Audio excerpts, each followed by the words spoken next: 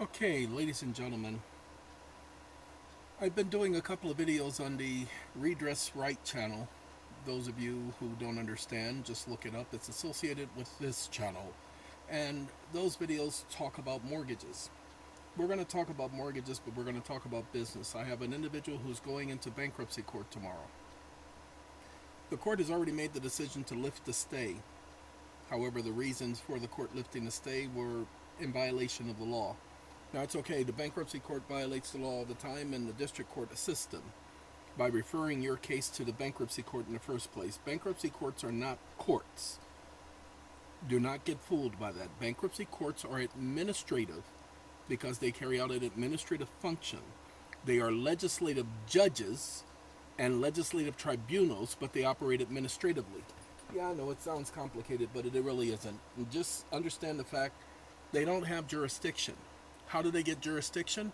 Well, let me show you. Wake up. Bankruptcy petition.pdf. Stop listening.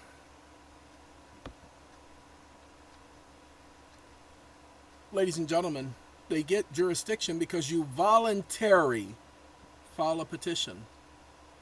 They labeled it voluntary on purpose. That's the 13th Amendment. You can't complain. That's why you guys are losing in bankruptcy. Because you're voluntarily submitting to the court's jurisdiction. Voluntarily agreeing that whatever the judge does, it's okay. Now, how did that happen? Well, watch this. Wake up. District court referral to bankruptcy court jurisdiction. Stop listening. Because of the way I asked the question, all of a sudden it wants to track me. That's why it's looking for that. Reference of proceeding to the bankruptcy court. Reference orders. District courts are authorized but not required to refer to bankruptcy judges cases under the Title of 11. They're authorized. Who gave them the authority to refer it to another jurisdiction? District courts are judicial. Bankruptcy courts are legislative. District court has no authority. Now look, district courts improperly referred bankruptcy. Got this. We got to do rejecting all. Federal district courts have original and exclusive jurisdiction in all courts of bankruptcy.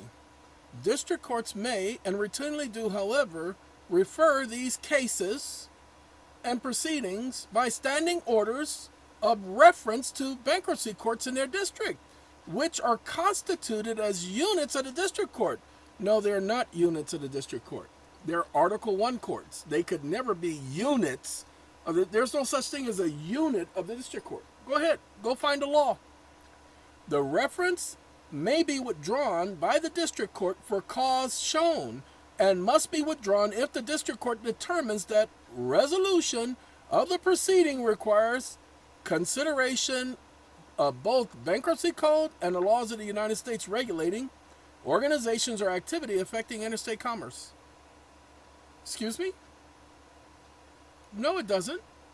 The law says that if the district court has original exclusive jurisdiction, that means you have the right to a trial by jury. Sorry, homie.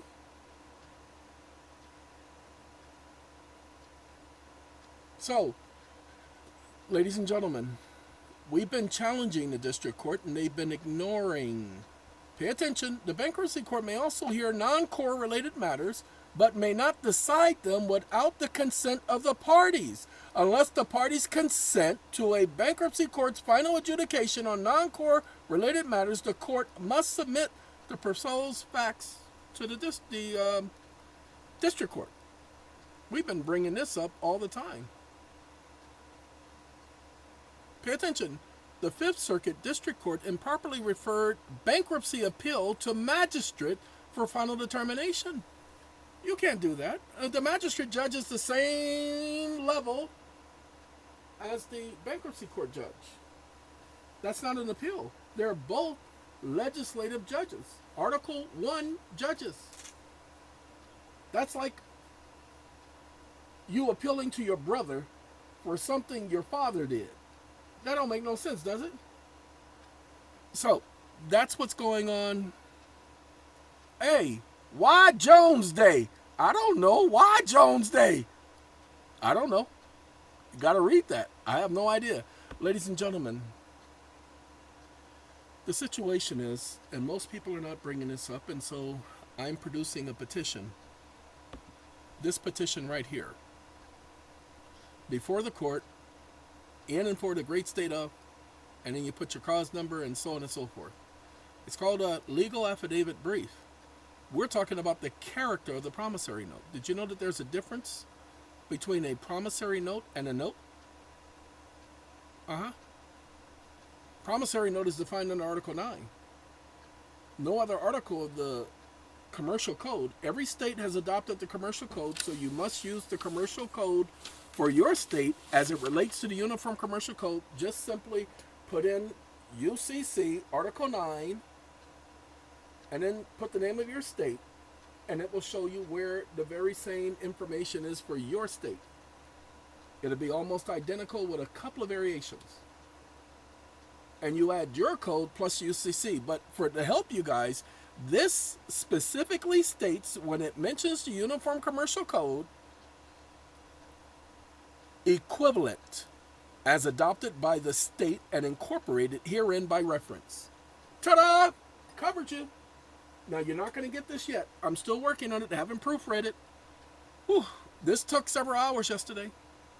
See, the court wants to dismiss your complaints, everyone, because they're thinking you're talking about vapor money and money creation. They're creating money out of thin air. No, we're not talking about vapor money and money creation. No, we're talking about the character of the promissory note. Promissory note maintains several characteristics. Yeah, if it has an order to pay, and if it has a bank acknowledgement, then it's not a promissory note. A promissory note is only evidenced by a monetary amount to be paid as a result of a promise. Can't be anything else. Can't be transferable. Can't be negotiable. Because those items are under Article 3. That has nothing to do with a promissory note. No. Nobody has been bringing this up. Ladies and gentlemen, Article 3 refers to notes. Article 3 says nothing about a promissory note. Article 3 is talking about negotiability. Negotiability is a condition that has to be met in order for it to be Article 3. Article 3 does not talk about a promissory note. It talks about a note. A note and a promissory note are not the same thing. Shh, don't tell nobody because they don't want you to know that. Pay attention. Article 9 defines a promissory note. Article 3 neither mentions the word promissory note nor defines a promissory note.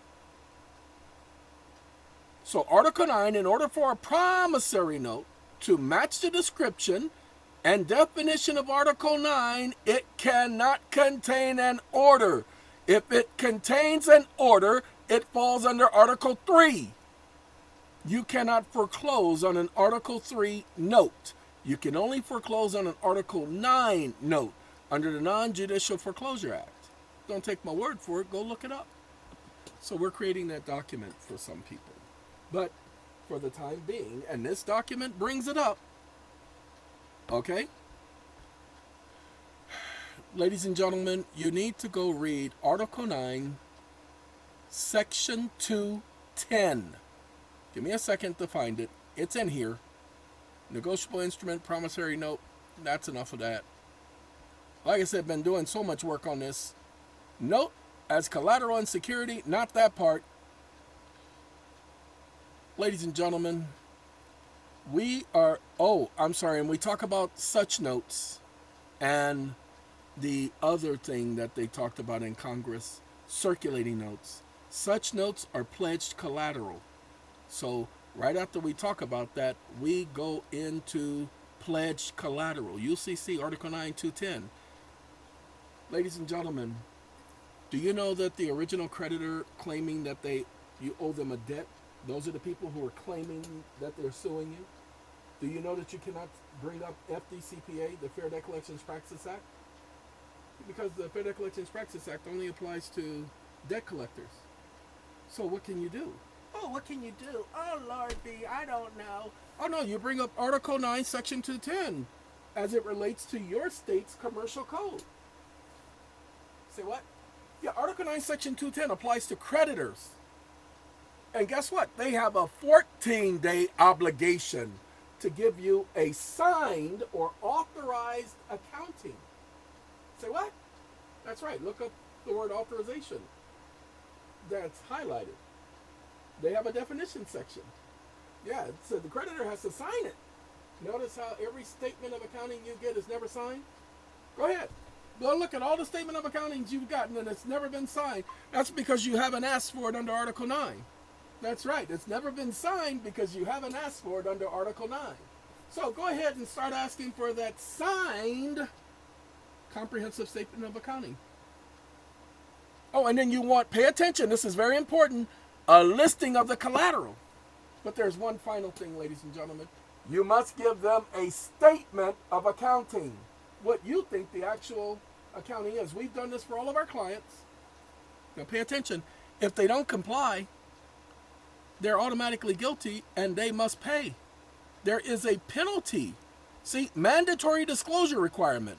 Under UCC Article 9, Section 210, it provides that upon the request of any debtor, a secure party creditor must provide a comprehensive accounting, not a mere statement, must be signed, and a list of the collateral securing the alleged obligation.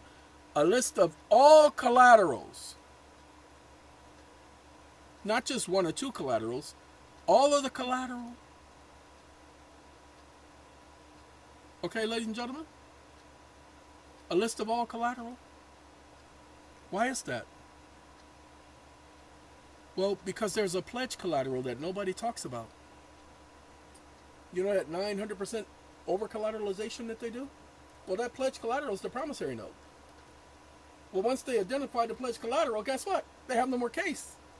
They just proved they committed fraud up on the court. But they must provide this, but they just proved they committed fraud up on the court. So, ladies and gentlemen, talk about the pledge collateral.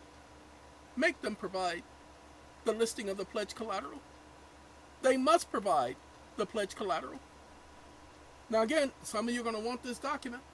You're going to have to wait because I have to polish it up for you. Okay? Look, I'm doing it out of my own kindness of my own heart. So sit back and wait until I get it to you. I don't care. I don't care what your situation is right now. I don't care if you've done a consult with me 5 days since Sunday. You're going to wait. I'm not rushing for you. Okay, if you want somebody to rush for you, go talk to Putin. Russian! You're so funny. Shut up. All right, have a good day, everyone.